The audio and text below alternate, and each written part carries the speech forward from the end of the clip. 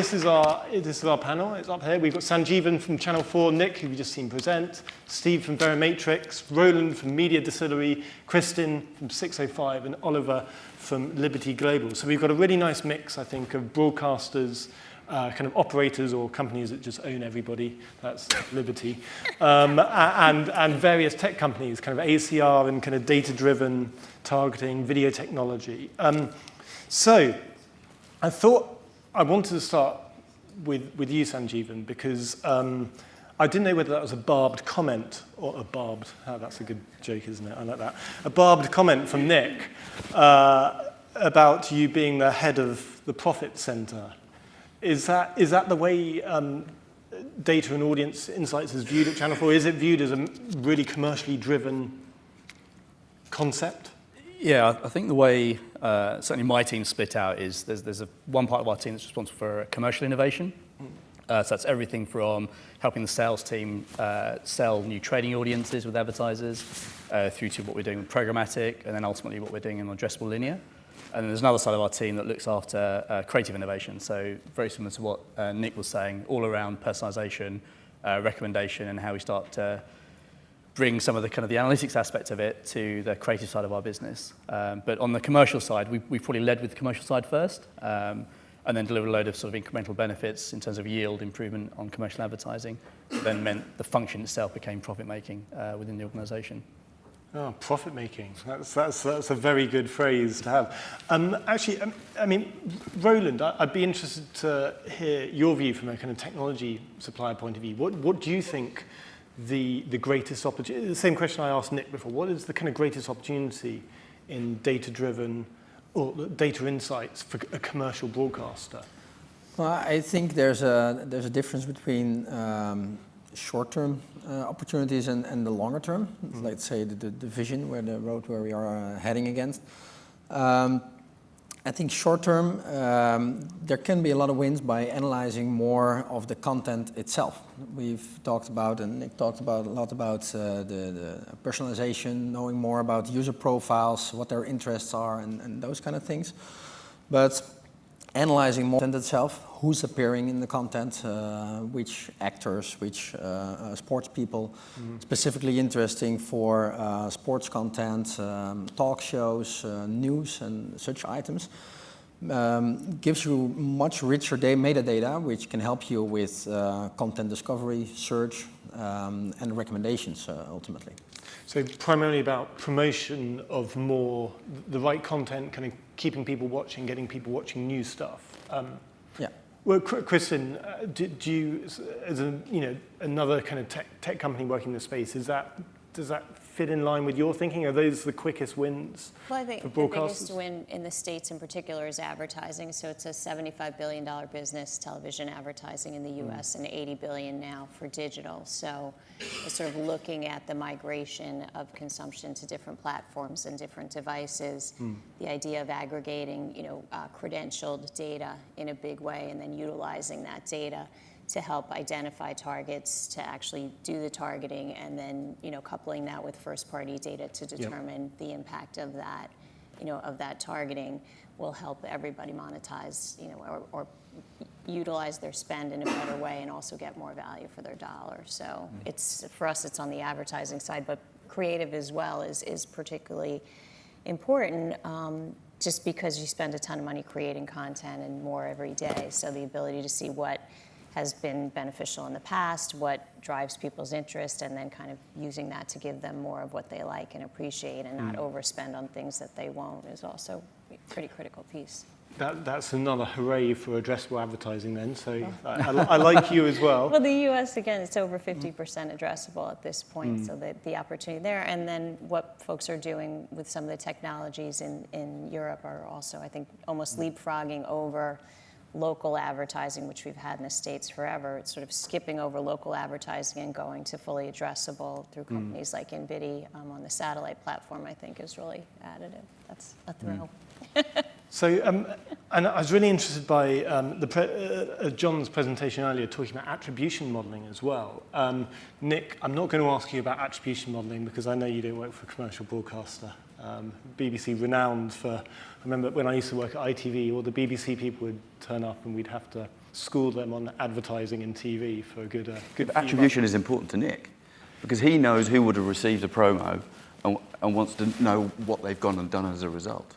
So attribution in a non-commercial sense, in the sense of you're growing the audience, is absolutely key. And you know, that's both a skill and data sources you'll need to.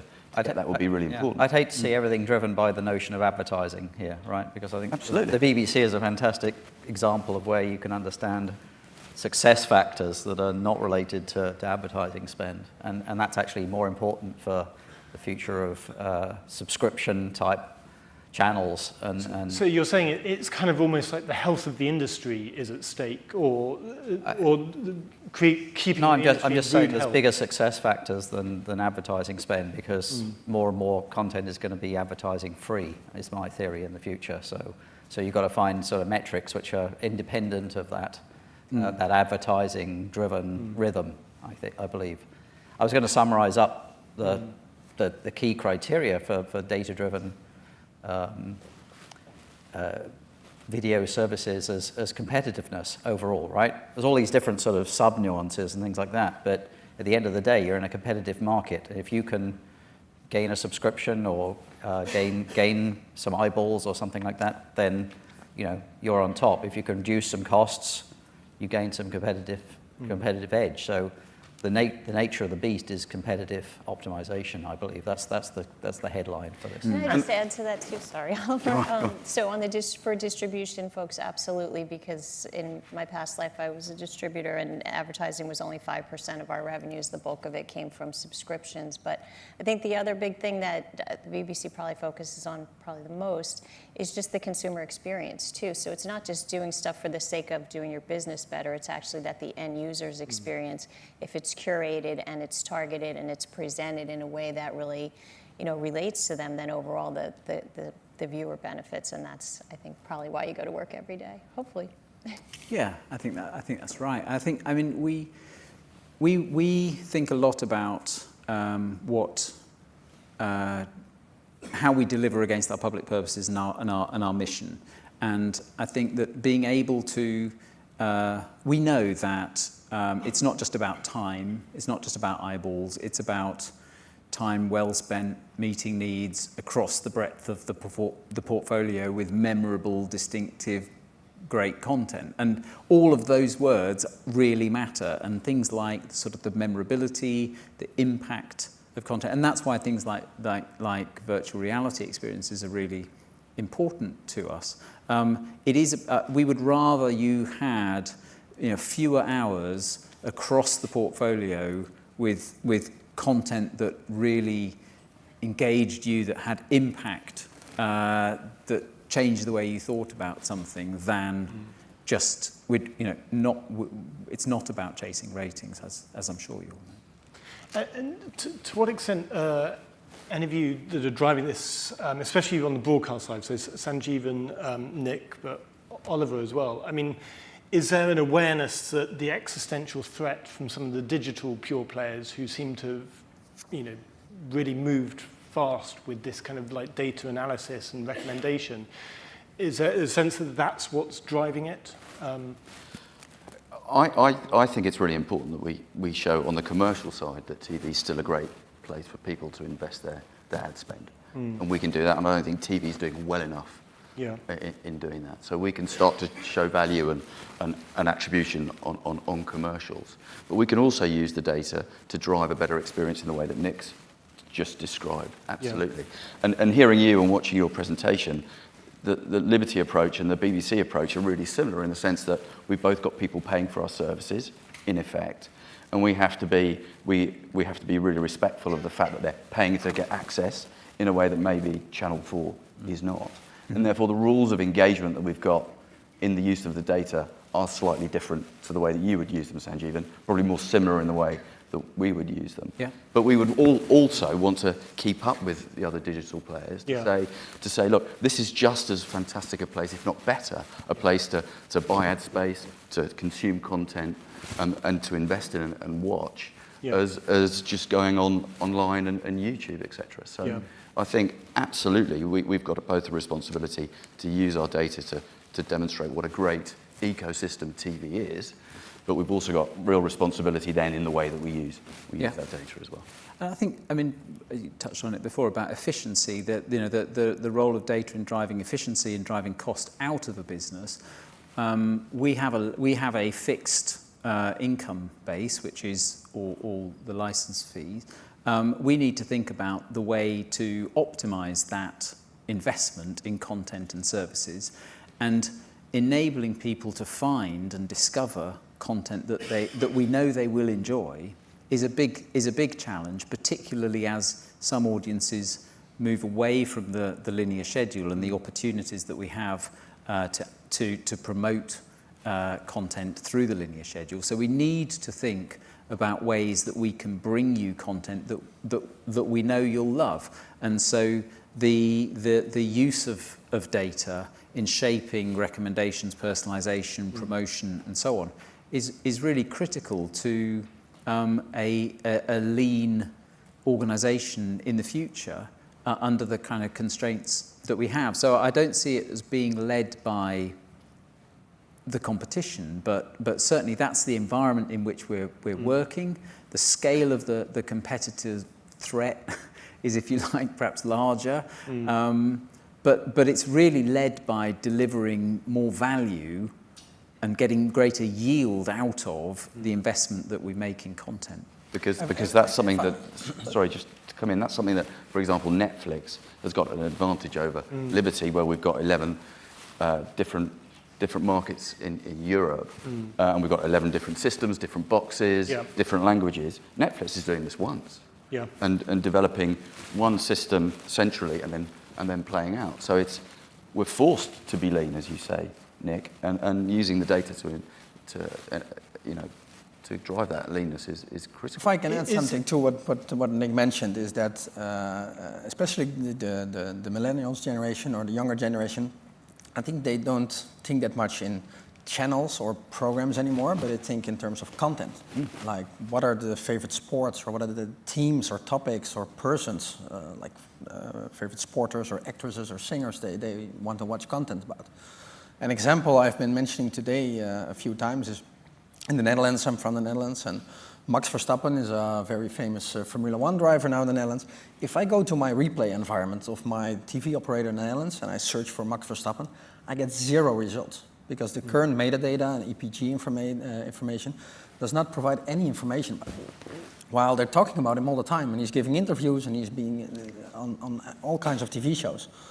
And that's just because the metadata right now about the content itself is not rich enough. And that's when people turn to YouTube, because there the interview that was given just the night before is already fragmented, and it's being aired by anybody who likes it. I think you make a really good point. I think we shouldn't underestimate the threat from the digital giants, though. Just a quick show of hands here. Who's got like an Alexa or a Google Home installed at home? Right, so just building on that note around younger audiences, what we're seeing as we look forward is, as voice becomes a predominant interface and an over-the-top interface to access content, discover content, all these things, the challenge really for broadcast, I guess, is the role of the channel brand, and how does that channel brand cut through in a voice-activated environment.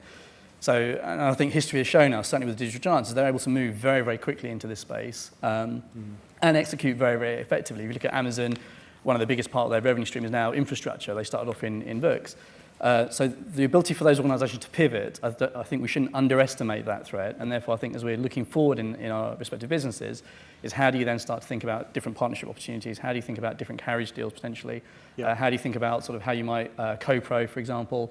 And I think those are some of the kind of emerging business models that are coming out of this, where there is movement from digital giants, but there's also opportunity to kind of collaborate and work with as well. Well, actually, that collaboration point, I want to drill into a tiny bit, because one of the issues is, of course, all of this content recommendation and discovery is siloed at the moment by publisher. So, okay, here's a tough question for Sanjeevan and Nick. I'm not sure if you can possibly answer this, but when are we going to see BBC and Channel 4 sharing this data? And actually working together to recommend content or enable content discovery. Whenever Sanjeevan will return my calls. No, I joke. I mean, there are components of it, collaboration. I mean, we're both joint shareholders of, UView, for example, and platforms like that. So I think where there are certain cross-industry initiatives like the UView DUK, for example, for FreeSat and some of those other platforms, there's opportunities there that we're looking at. How do you collaborate with the platform owner and therefore across the PSB ecosystem? I think what becomes more challenging though is as more of that consumer-facing interface becomes over the top, becomes sort of aggregated, becomes sort of much more sort of removing friction from that experience. I think that's where it becomes slightly more challenging because an element there is about collaboration between the PSBs, but it's equally how do you then operate in a world where the TV manufacturer is owning that experience, that interface. I think that's where it becomes slightly more challenging. Yeah. Steve or Kristin, from a technology provider point of view, do you think the broadcasters are going to have to adapt and actually create information or data sharing? Potentially information, but I'm struck by the approach that you almost both described, particularly Sanjeev here, is that you're not in the digital game as well, right? Because both of you operate digital platforms. I mean, the BBC's is as good as anything in the world, right? In lots of ways.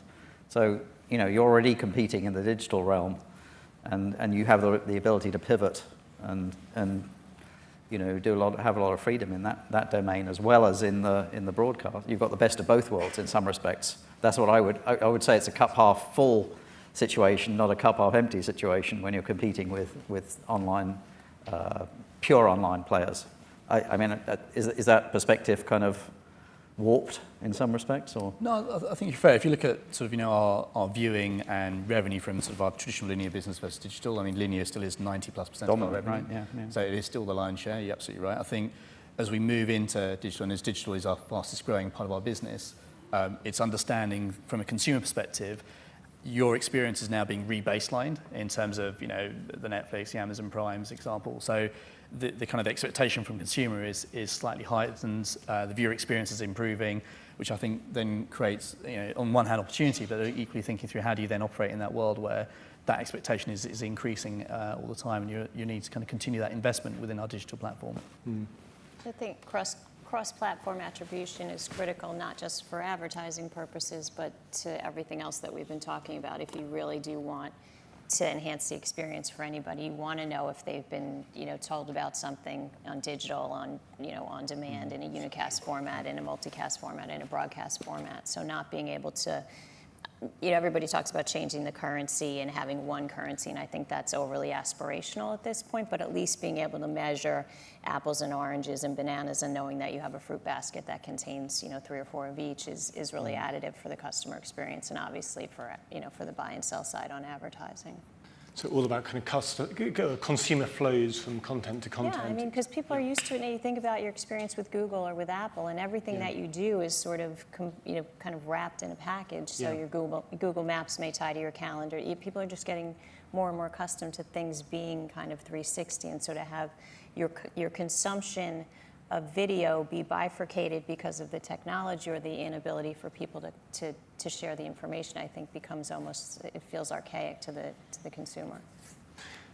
Okay, I'm going to come to the audience for questions just in a moment, because I want to jump around a bit. So start thinking of a question now if you've got one. Before I do that, though, I just wanted to talk strategy a tiny bit. Yeah, just a tiny bit of strategy, just 1 minute or so.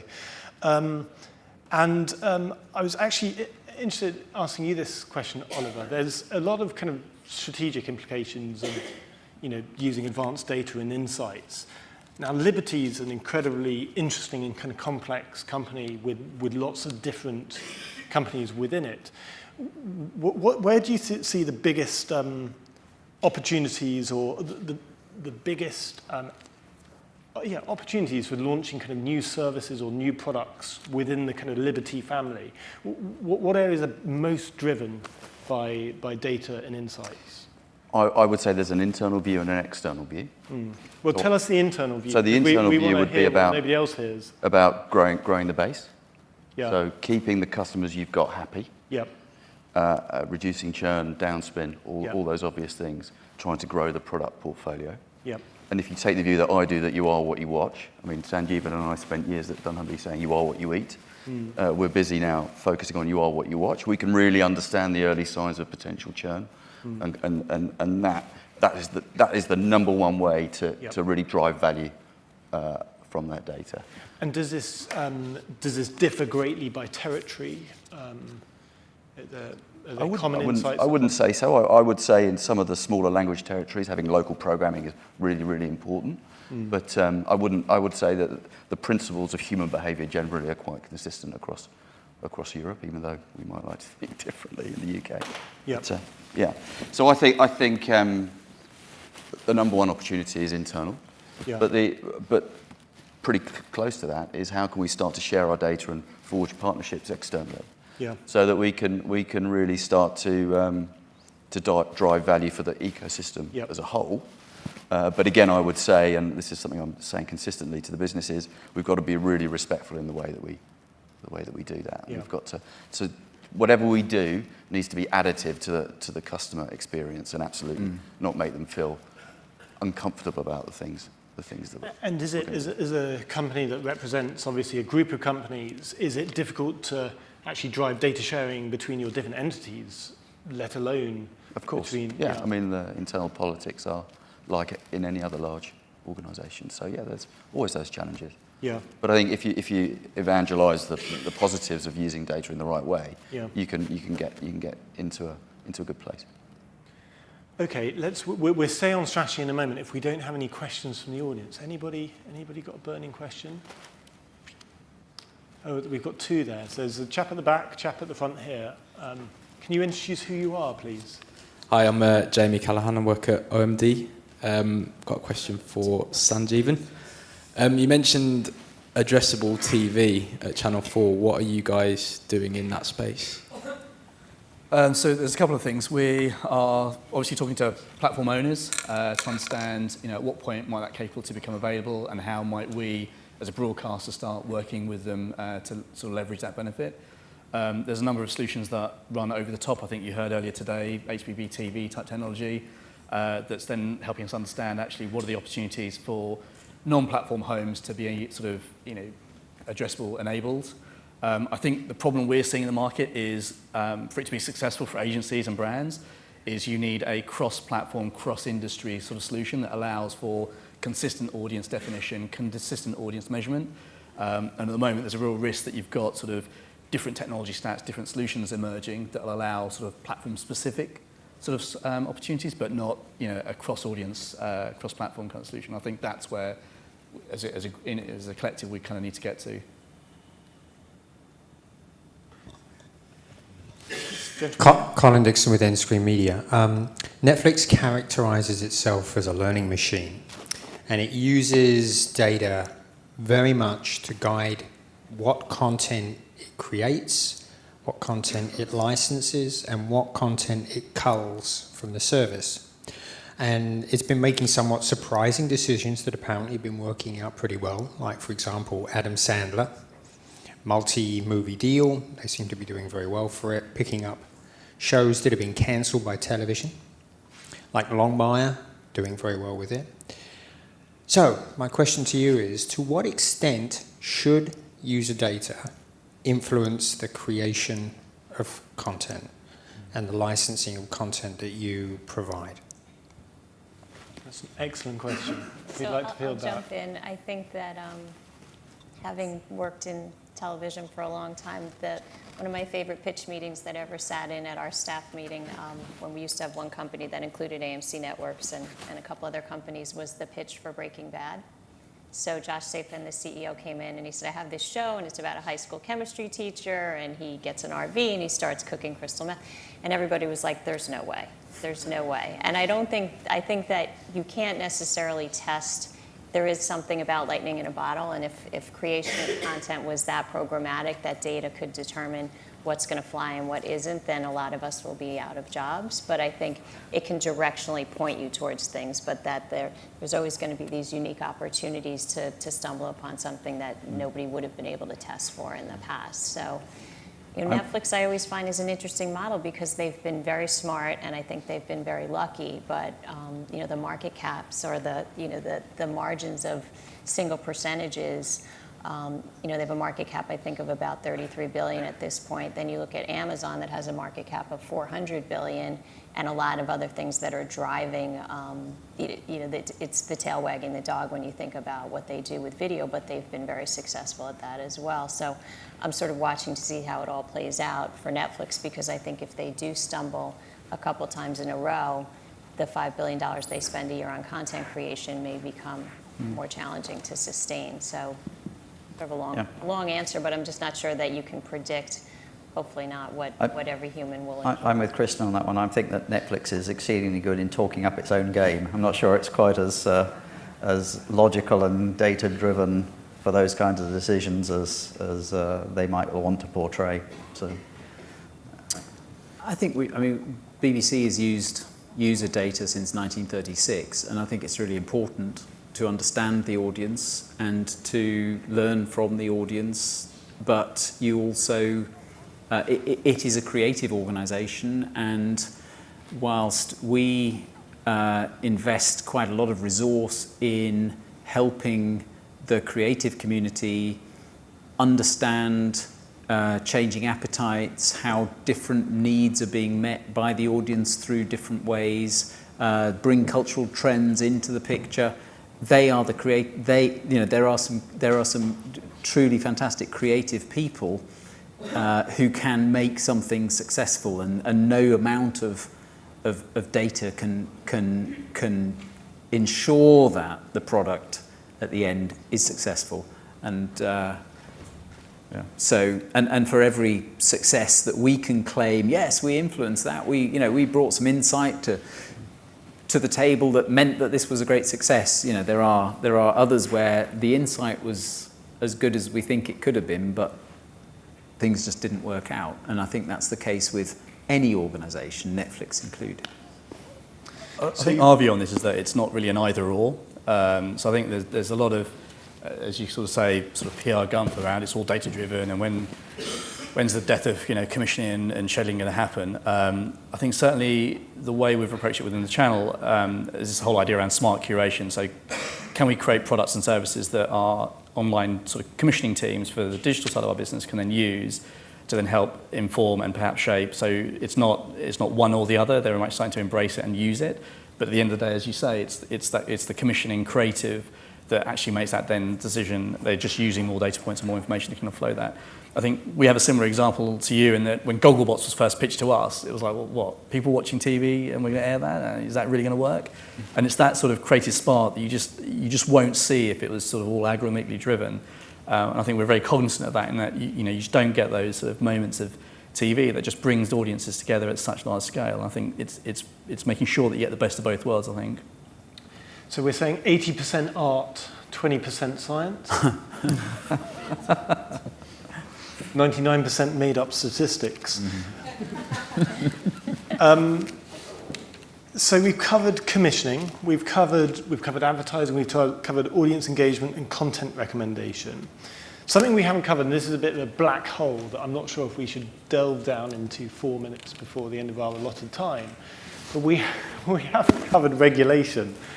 And Nick, a lot of the stuff that you were showing, obviously really, really impressive, but I guess you don't really have to worry particularly about whether you're using that data for ulterior motives, shall we say, because the BBC's mission statement is very, very noble.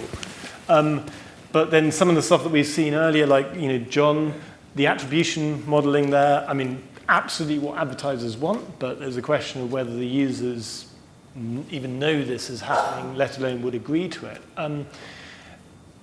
In the interest of time, I'm going to go with a short question.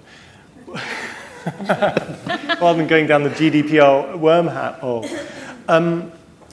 How is the consumer value trade-off going to work with respect to companies when they don't have a direct relationship with the consumer? That's the thing I'm most interested in, because Channel 4 and BBC, you've got sign-ups, so you've theoretically got terms and conditions that are being read.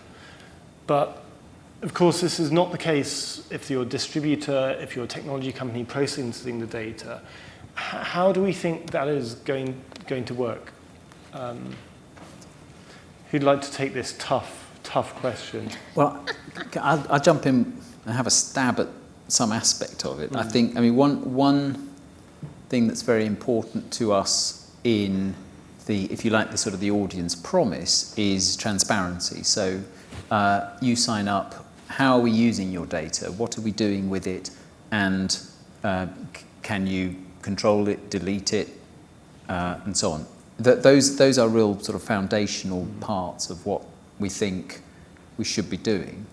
In terms of transparency of data and how can other organisations benefit from this, one change that we have undergone recently, as you'll be aware, is the change to BBC Studios. So BBC Studios is launched as a wholly owned commercial entity. What's been very important to us is to ensure that BBC Studios has access to insight, but to maintain a level playing field, that's meant that we have increased the amount of information that we have shared with the independent production sector, and I really welcome that, because that's been a catalyst to us being much more transparent about what we know about the audience, and to some extent that's another aspect of how collaboration around insight and around data, whether it's a data partnership or a sharing of insight, can actually help the ecosystem, can help us ensure that our production partners understand the challenges, the aspirations in terms of meeting audience needs and so on. So I think it can be a real positive.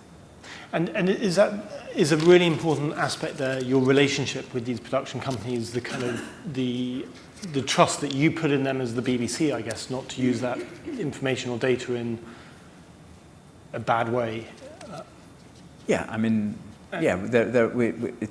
It's not a free for all. Yeah. And there are restrictions in what we can do, but I see that in terms of direction of travel, more openness, more transparency with our audience in terms of what we do with the data we collect from them, and more openness and transparency in terms of our relationships with the market. And the viewer's got to feel the tangible benefit. Yeah.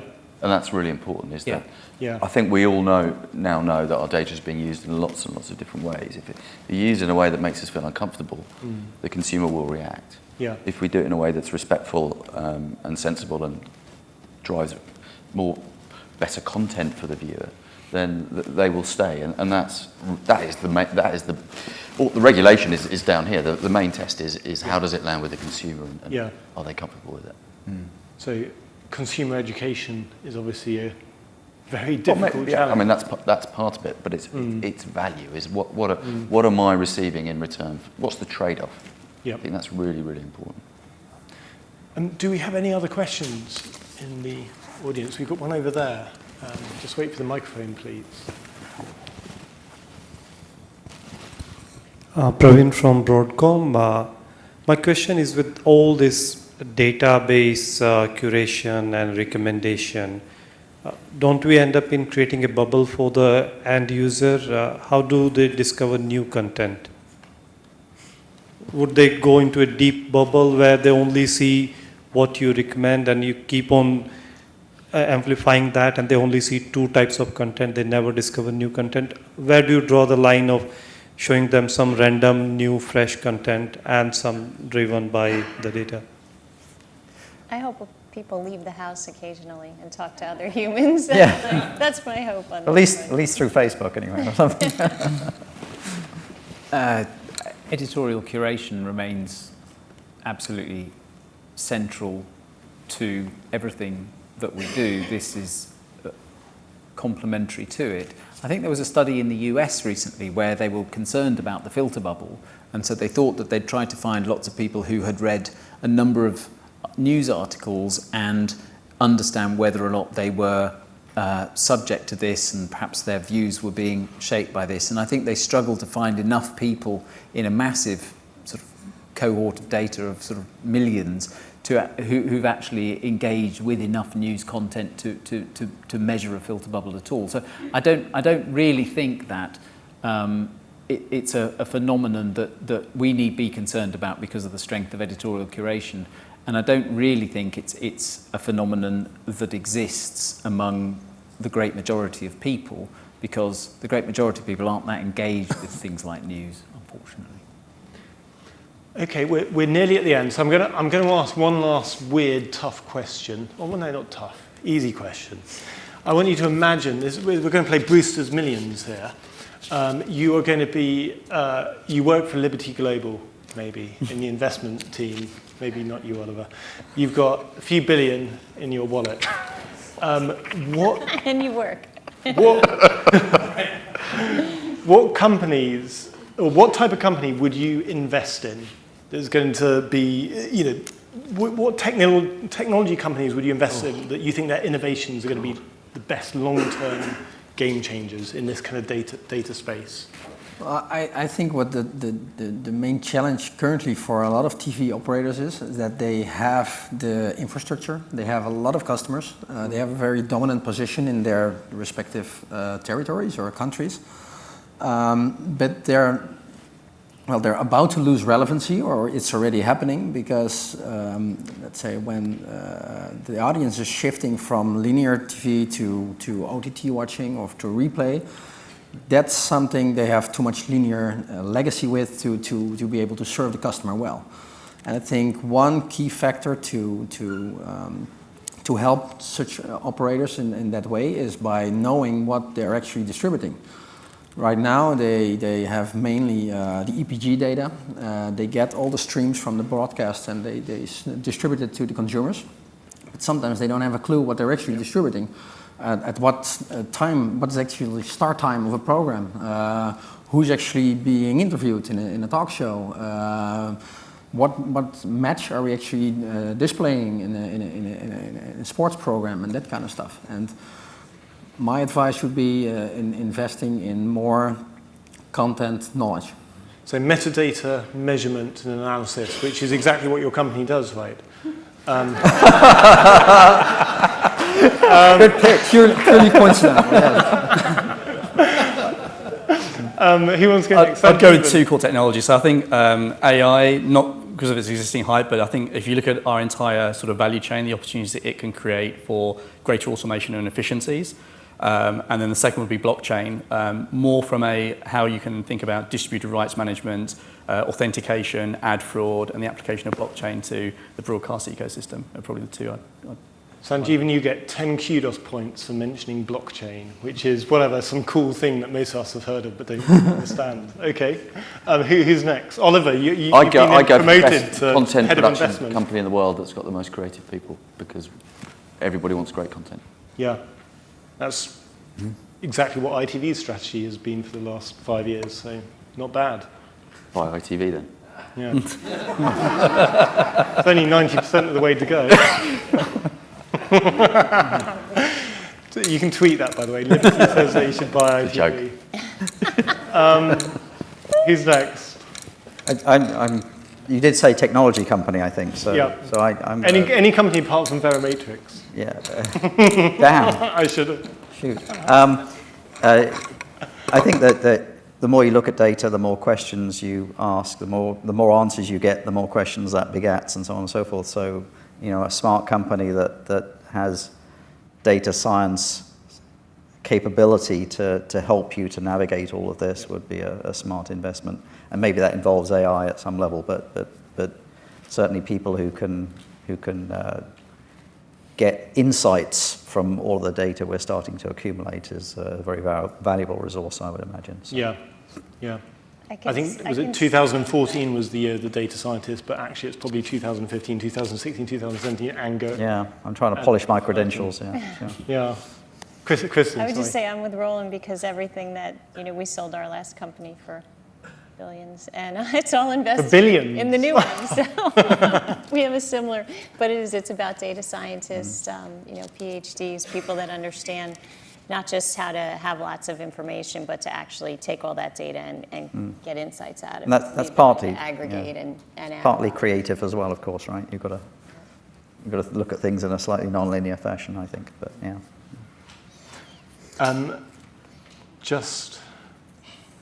Nick, is it just you? Yeah, we've had everyone else, right? Yeah, I would echo So who's what the people have BBC said, but buying? I think content production is really at the heart of the value that we deliver. So going back to what I was talking about earlier, what does new content production look like? So the investments that we're looking to make in virtual reality, augmented reality, immersive technologies, I think is a really interesting space. But for us, I think if we had a shopping list and we were able to turn to the market and say, who is good at data integration, the transformation of data. So we're very interested in the transformation of behavioural data into an interpretation of engagement, for example, and how do we bring different data sets together? How can we develop data partnerships with third parties and protect personal information through secure environments, and how can we enable digital identity to be something that consumers embrace and recognise opportunity through. I think those are the areas that I would look for. Yep. Well, that has been a very insightful panel. It's all we've got time for today. The panelists each have $1 billion on them in their wallets, so you would think that they'd be buying drinks afterwards, but actually the drinks are sponsored by Zodiac Interactive, so well done Zodiac, and they're in a plat room on the lower ground floor straight after this. And really that just leaves me to thank our panelists for a great panel. Thank you very much.